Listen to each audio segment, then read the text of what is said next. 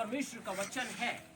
मरकुस रचित सुसमाचार और उसका 4 अध्याय और उसमें 10 पद से पढ़ना शुरू करें जरा।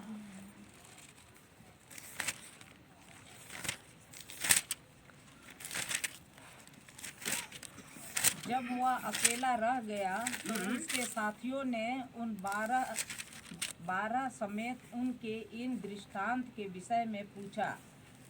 उसने उनसे कहा, तुमको तो परमेश्वर के राज्य के भेद की समझ दी गई है, परंतु बाहर वालों के लिए सब बातें दृष्टांत में होती है, इसलिए कि वे देखते हुए देखे और उन्हें सुझाई ना पड़े। बस अब 24 पद को और पढ़ दीजिए, इसी के 24 पद। फिर उसने उनसे कहा, चौकस रहो कि क्या सुनते हो। जिस नाप से तुम नापते हो उसी से तुम्हारे लिए भी नापा जाएगा और बस, तुम बस यहाँ पे प्रभु यीशु मसीह शुरुआत करते हैं। अगर हम 4 अध्याय में जब जाते हैं तो वचन कहता है कि उसने बीज बोने वाले के दृष्टांत के विषय में बातें की, और बीज बोने वाले के दृष्टांत के अंदर उसने कैटेगरीज बताता चला गया। लेकिन जब वो एकांत में आया तो उसके अपने चेलों ने क्या किया, उससे बात करना शुरू किया। और जब बात करना शुरू किया तो वो कहते हैं, हमें क्या समझा दे, इस दृष्टांत का अर्थ समझा दे। पर प्रभु यीशु मसीह यहाँ पर डिक्लेयर करते हैं और वो कहते हैं क्या, 11 पद कहते हैं, उसने उनसे कहा, तुमको तो परमेश्वर के राज के भेदों की समझ दी गई है, परंतु बाहर वालों को सब कुछ दृष्टांत में समझाया। पर समस्या ये है कि आज कितने लोग जो उसके कहलाते हैं, सेम सिचुएशन है, उसके चेले हैं, आज भी उसके चेले हैं, पर कितना उसकी बातों को समझते हैं, मेन तो बात ये। जब चेले ना समझ पाए तो आज उसके अपने लोग कितना समझ पाते हैं। जो उसके साथ हमेशा रहते थे, अगर वो नहीं समझ पा रहे तो कई बार मेरी और आपकी स्थिति कैसी होगी। हम तो हर समय उसके साथ रहते भी नहीं, हम तो हर समय जो है अपनी विचारधाराओं में उससे कई बार अलग हो जाते हैं। उसके बावजूद आप ये देखिए कि ये चेले लोग जो उसी परिवेश से निकल के आए, उसी बैकग्राउंड से निकल करके आए, उसी खेती बाड़ी के विषय में समझते हैं, लेकिन उसके बावजूद जब वो उस विषय में बात कर रहा है तो भी समझ नहीं पा रहे हैं। और इसलिए पौलुस कहता है, कई लोग जब परमेश्वर के वचन को लेते और समझते नहीं हैं तो वो उसको अपने ही तरीके से मोड़ते और पेश करते। पर सबसे बड़ा सवाल यही है, आज हम क्या सुन रहे हैं।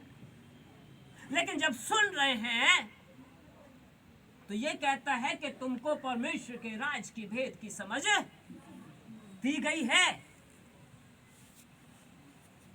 यहां पे हम अपने आप को जांचे।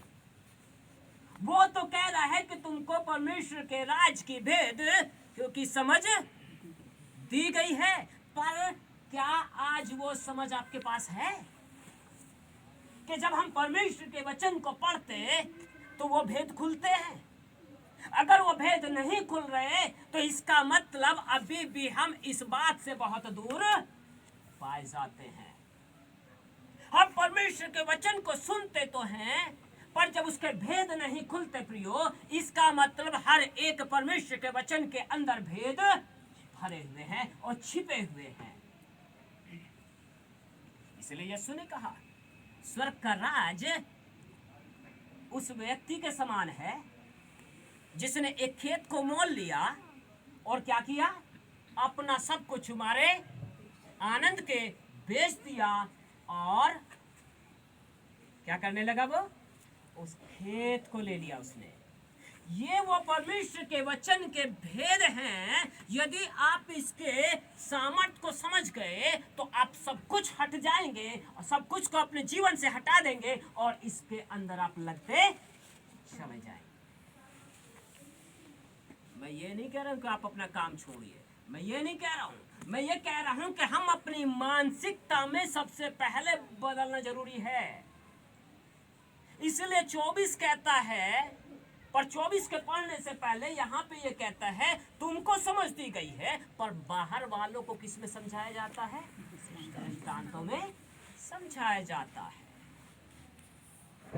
अगर आज परमेश्वर की इस वाणी के अनुसार जब आप सुन रहे हैं, अगर इसको सुनने के बाद भी आप परमेश्वर के वचन के भेदों के लिए ललायित नहीं हो रहे हैं, तभी आगे 24 कहता है चौकस रहो कि क्या सुनते हो।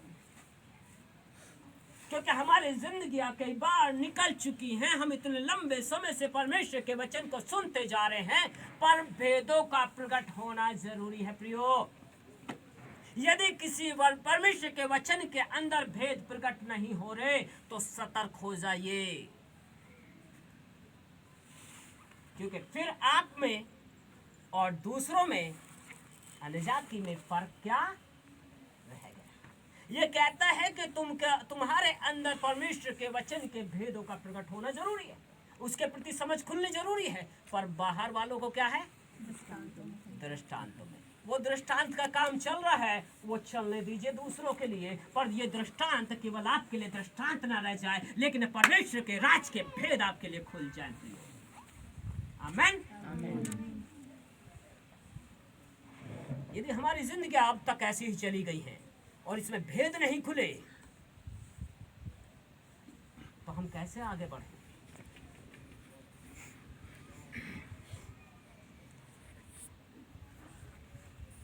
God has power to create.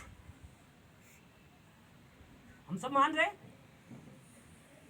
परमेश्वर के पास में बनाने की सामर्थ पाई जाती है, और परमेश्वर का वचन कहता है तुम्हें मैंने वो अधिकार, वो ताकत दिया है। इसलिए यीशु ने कहा जब तुम एक छोटे से छोटा काम भी नहीं कर सकते कि किसी की जिंदगी में एक पल भी बढ़ा दो, और बाइबल क्या कह रही है?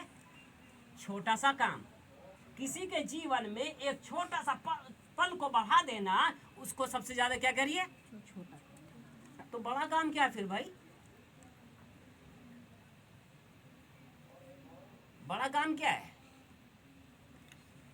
जब इसको छोटा सा काम बता रही है, प्रभु यीशु मसीह खुद कह रहे हैं कि किसी के जीवन में एक क्षण को क्या कर दे, वो थोड़ा सा बढ़ा दे। इसलिए यीशु ने कहा मैंने तुम्हें अधिकार दिया है, लेकिन कौन सा अधिकार? God has power to create. परमेश्वर ने आपको भी ताकत दिया है, इसीलिए हमें जो काम और शक्ति परमेश्वर देता है, उसके प्रति इच्छा देता है, उसके अंदर कुछ नया करने की ताकत भी परमेश्वर देता है। क्रिएट का मतलब सिर्फ जो है कुछ अलग से क्रिएट कर देना ना, वो नहीं कह रहा ये क्योंकि वो तो परमेश्वर ने सब कुछ पूरा पहले से कर दिया, पर जो काम आपको दिया गया है उसके अंदर कुछ नया कर देना, that's it। क्योंकि उसको करने की इच्छा और काम और शक्ति कौन देता है? इफिसियों की पत्री ऐसा ही कहती है। न केवल वो, अब चल इसके और भेदों पे चलते हैं। यीशु ने कहा तुम जिसके अपराध रखोगे उसके, पढ़ा कि नहीं पढ़ा? तुम जिसके अपराध रखोगे उसके रखे जाएंगे, और जिसके क्षमा करोगे उसके।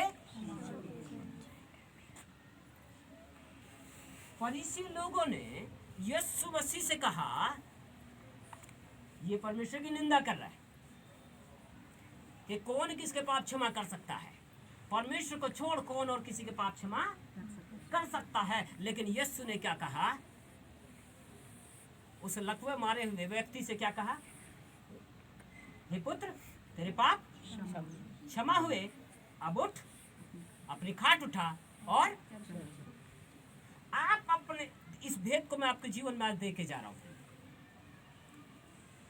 हम में से यहाँ पे न जाने कितने लोग जो है मोस्टली सब के सब मेडिकल लाइन में है, और आपको एक भेद दे के जा रहा हूं आज।